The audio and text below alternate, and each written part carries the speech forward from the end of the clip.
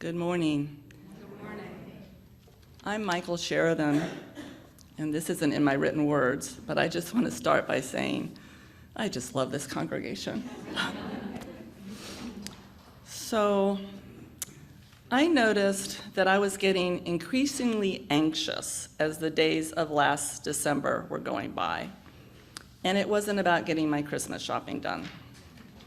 I was anxious because we were heading into 2024 and the November election. Does anybody else have some anxiety about this too? Can I see your hands? Am I not alone? Yay, great. So much is at stake. The UU values of fairness, justice, equity, inclusion, interdependence, love, and belief in the democratic process. These are the reasons I am a UU. These are the values that reflect my deepest hope for the world. And I'm anxious that these will not be the values that are reflected back to me after the voting is done in November. Like Langston Hughes, I long to see America be America again, or more accurately, I long for America to become the America we dream of, where everyone counts, where no one is left out, where there is no hierarchy of who is seen as deserving or worthy or American enough. UU Minister Peggy Clark reflects that as much as we'd like to say we've been a democracy since 1776, we have mostly been a democracy in progress until the passage of the Voting Rights Act in 1965, which codified the right to vote for every American citizen, including Black Americans, finally. With its passage, the US became a beacon for democracies, both realized and struggling around the world. With our system of government standing on a strong foundation of laws, supported by our people and our institutions, we thought we had this democracy thing nailed down. Well, as you probably know, the Voting Rights Act was severely weakened in 2013 with the Supreme Court's ruling in Shelby County v. Holder, and it faces even more dire threats today.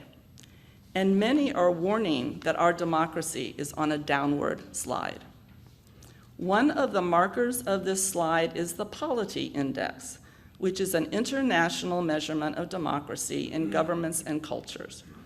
The United States dropped below the democracy threshold on this index in 2020 and was labeled an anocracy. What is an anocracy? It's defined as, quote, a regime that mixes democratic with autocratic features, end quote. We also lost our designation as the world's oldest and most continuous democracy. Switzerland now holds that status. The 2020 analysis went on to state that the United States was at high risk of impending political instability, including, quote, adverse regime change and/or onset of political violence, end quote. Does this sound familiar? January 6th, anyone? Our Polity Index score did return to democracy status in 2021 after the last election, but I'm very worried that depending on the outcomes of the 2024 elections, we may fall below the democracy threshold again, perhaps even lower than before. Other markers of the decline of democracy in the United States include the web of voter suppression laws and policies that we see across the country, including right here in North Carolina. These include extreme gerrymandering of voting districts, restrictions of early voting hours and sites, a shortened window for mail-in voting, increased and unfair efforts to purge voters from the rolls, and more restrictive voter ID laws, just to name a few. David Pepper, lawyer, writer, former elected official, and presenter at a recent UUSJ Democracy Action Team workshop, has written 2 books about all of this, which I strongly encourage everyone to read. The first is right here, Laboratories of Autocracy, which details all the strategies of the anti-democratic forces operating within the United States today. I thought I was fairly savvy about all of this, but after reading Pepper's book, I realized I was just a babe in the woods. He urges us to wake up to the fact that the most recent attack on democracy began long before the 2016 election and has continued ever since.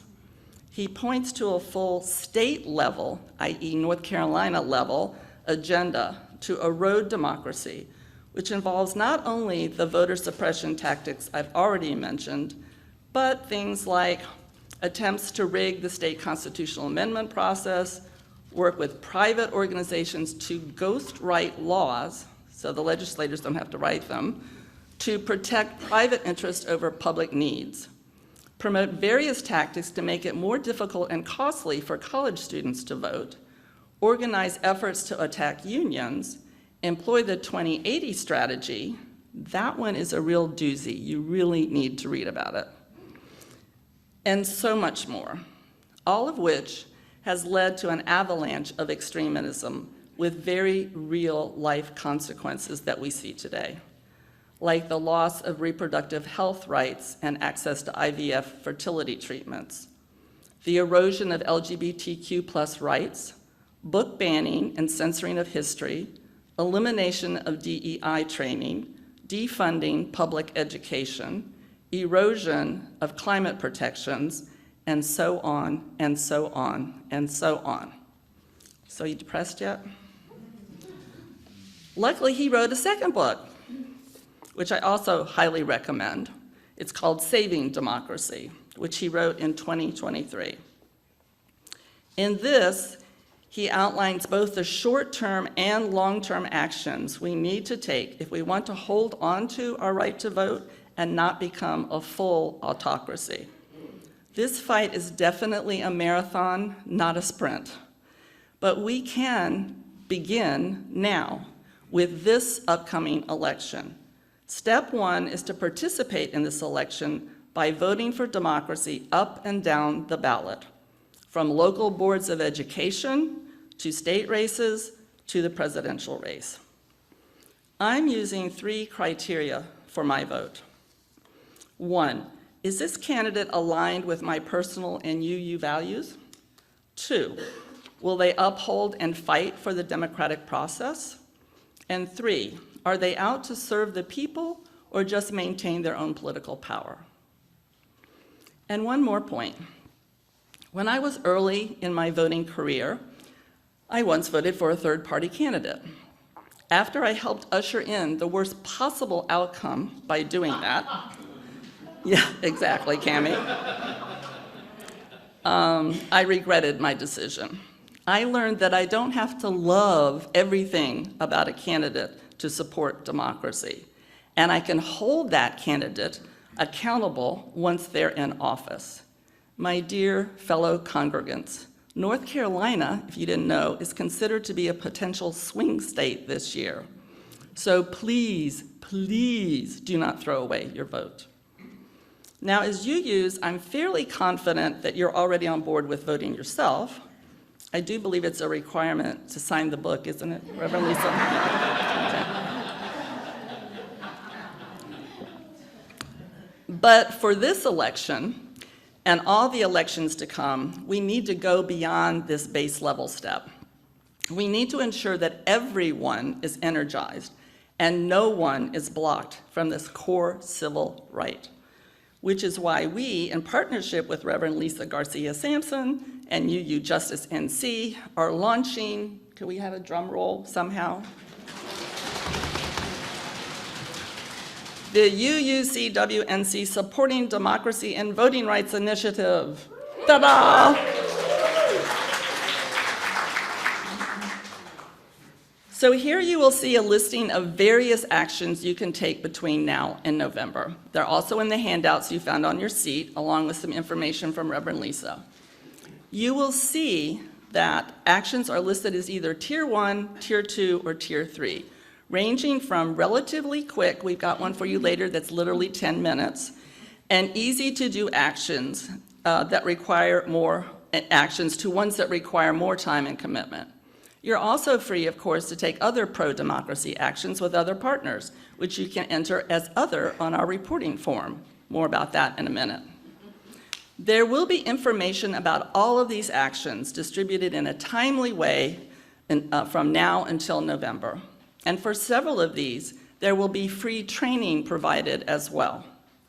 And we're going to have a democracy party in September. Woohoo! As Reverend Lisa says, joy is a radical act. So having fun is part of this initiative too. And on top of all that, we're receiving financial support from Reverend Lisa and UU Justice NC to help us with some of these efforts. Thank you. So please read the digest, please, so you know what's going on and you can participate. As congregants, you're often asked to give of your time, talent, and treasure. Well, this congregation already stepped up with the treasure part during our GLT campaign, that was so fabulous.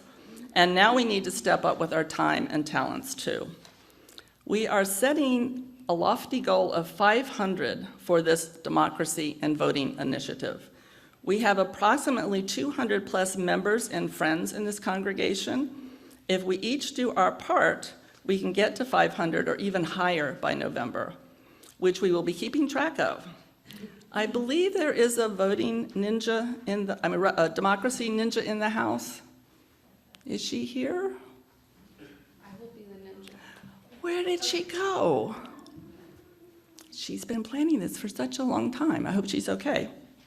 Anyway, oh, here she comes. Here she comes. Ta-da!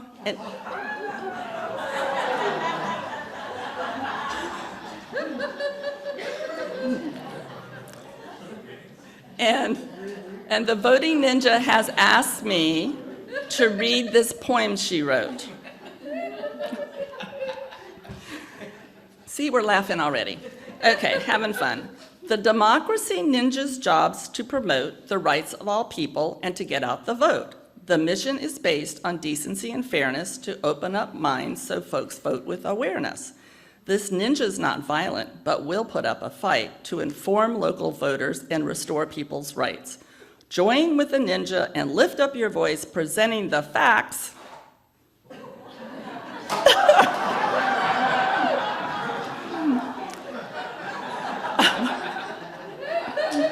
We've been hijacked.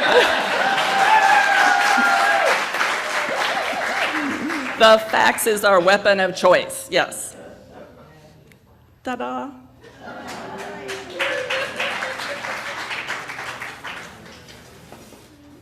And here's our thermometer, okay? Thank you, Democracy Ninja.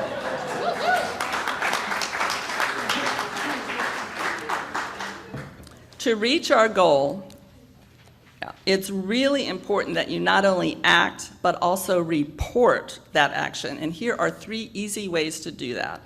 There are action forms and a collection box in the lobby. You can also submit your action online using either the URL link or the QR code. So we've come into the 21st century. You can just point your phone at that code. It's really important that you report each and every action that you take. It's really a short form, I promise, only 4 questions. So please, please do this. We're hoping to announce in November that we've met our goal and can celebrate it like we're celebrating the success of our GLT campaign today. So one more thing, I want to bring your attention to an action you can take right now, just this afternoon. We all know how important early voting is, right? Which is why advocating for policies to support early voting is critical, and why it is one of our Tier 1 actions highlighted in yellow here. In both New Hanover County and Brunswick County, the meetings to determine the schedule for early voting has already occurred. They moved them from August to May. But the good news is that there was not a unanimous vote in either county, and the majority in both counties supported the full 17 days of voting, including Saturdays and Sundays. Why is this good news? Well, this is good news because it means the county plans must now be sent to the State Board of Elections for a final determination. We have a good chance of getting the full 17 days of early voting in both counties, as it only requires a majority vote at the state level, not a unanimous one like at the local level. And the fifth person is appointed by the governor. This means we still have time to make our voices heard by sending a brief email, and we're making it really easy for you.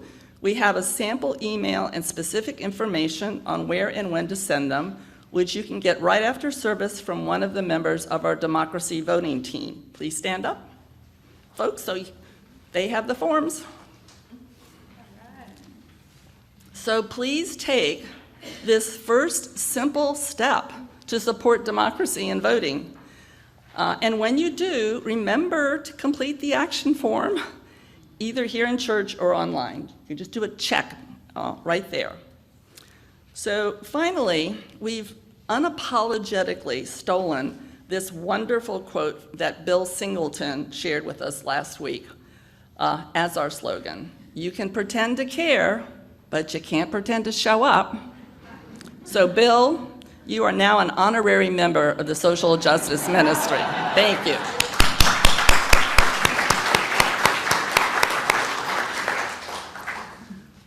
So friends, we can either sit in our anxiety and wring our hands, or we can stick our heads in the sand, or we can drink more wine, or we can take action.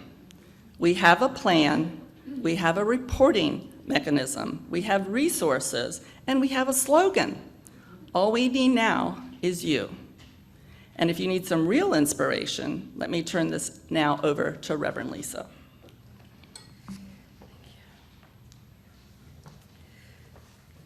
Good morning, everyone. I'll try to keep this brief. It is such a joy to be with you all today. I've been smiling so much my face is hurting right now. As Michael said, I'm Reverend Lisa Garcia Sampson. I proudly lead our UU Justice Ministry here in North Carolina, and we have the privilege of working in partnership with over 24 UU congregations across North Carolina, representing 5,000 UUs. And in 2024, we are ready to make UU the Vote the largest activation of UUs in the history of our state. Are you ready?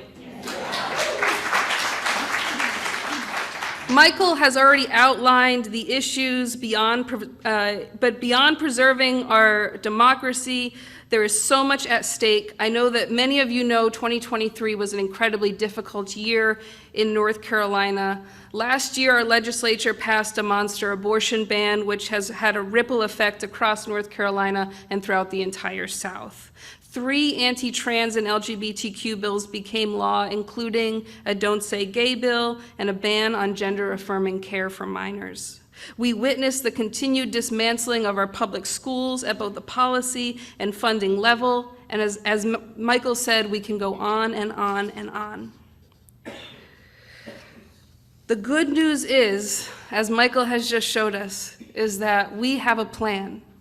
And even more so, the good news is that we belong to an abundant, loving movement in North Carolina that is building relationships and trust and power from the mountains to the ocean, from our cities to our rural communities. This is the movement that, after a decade of fighting, last year finally expanded Medicaid to over 600,000 people in our state. People said it was never going to happen, but we kept fighting, and UUs played a critical role in getting it over the finish line. That is the power of our movement.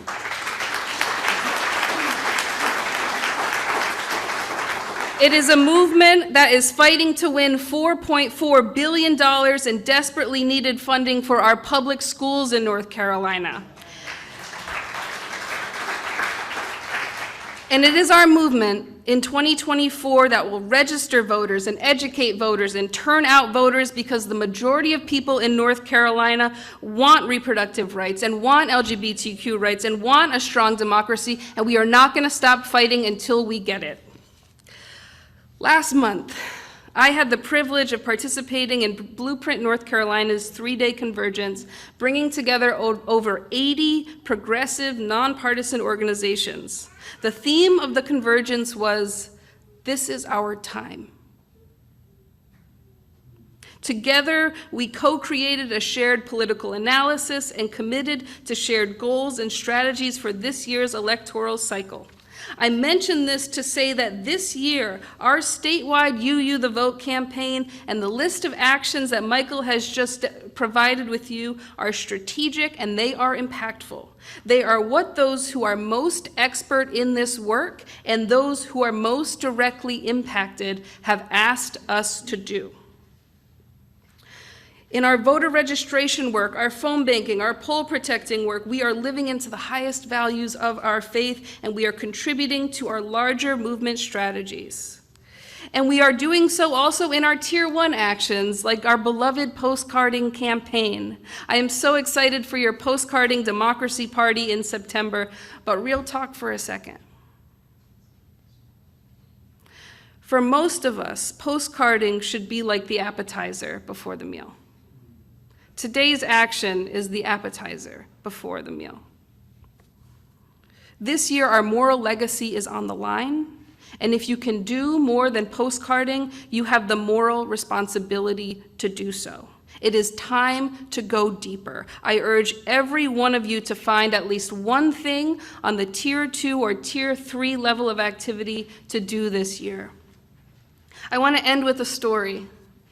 In General Assembly, in our UUA General Assembly in 2019, our UUA President Susan Frederick Gray said, quote, "This is no time for a casual faith." And she challenged us to reach out to 1 million voters in 2020, challenging us to UU the vote. I know Susan, I have heard her tell this story many times before, and she says that as soon as that ambitious goal came out of her mouth, there was a part of her that wanted to put it right back in, because it was so scary to so publicly set an ambitious goal like that for a relatively small denomination like ours. Michael, having just announced your 500 action goal for 2024, can you by chance relate to that feeling? Yes. Yeah, I thought so. This is what bold and courageous leaders do. And bold and courageous communities rise to meet that challenge, to meet the moment. I know you've already filled up one thermometer this month. Are you ready to meet that 500 action challenge?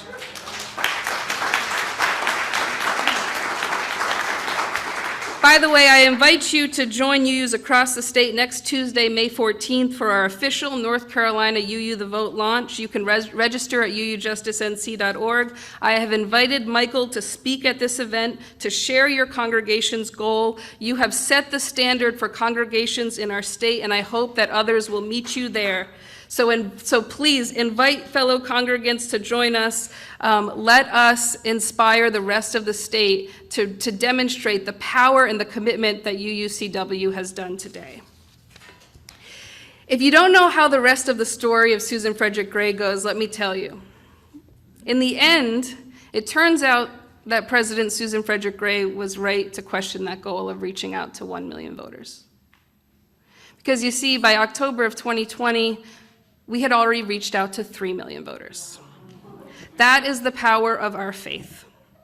UU the Vote has gone on to become the largest activation of UUs in the history of our faith, and we are a part of it. Each and every one of us is a part of it. Beloveds, this is no time for a casual faith. This is no time to be stuck in fear or despair. No, this is a moment to interrogate the limits of our imagination for what we can do together. To lean into the loving movement, this loving, abundant movement in North Carolina that is more powerful than we can even imagine. It is time to believe, to really, truly believe that this is our moment and we are ready. May it be so. Amen.